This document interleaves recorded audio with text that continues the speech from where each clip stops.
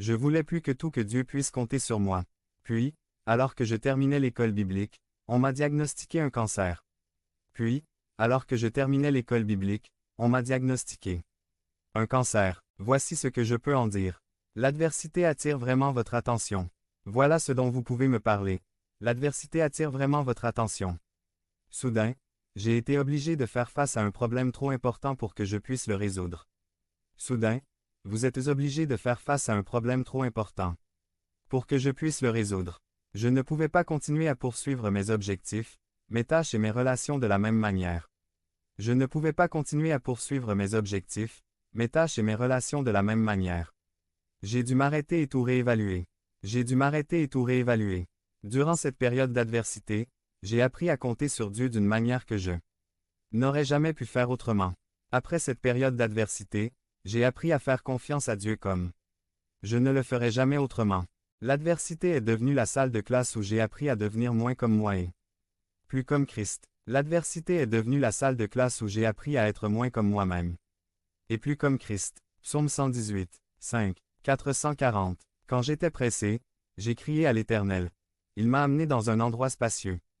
Psaume 118, 5. Quand j'ai crié à l'Éternel, et qu'il m'a amené dans un endroit spacieux.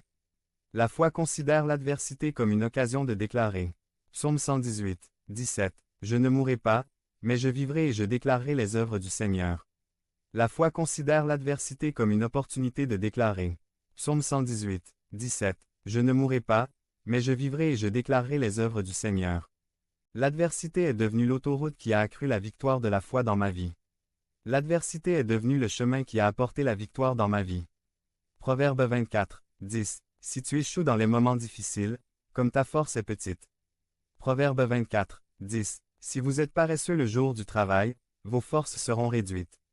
Proverbe 24, 10. Le message. Si vous échouez dans une crise, il n'y avait pas grand-chose pour vous en premier lieu.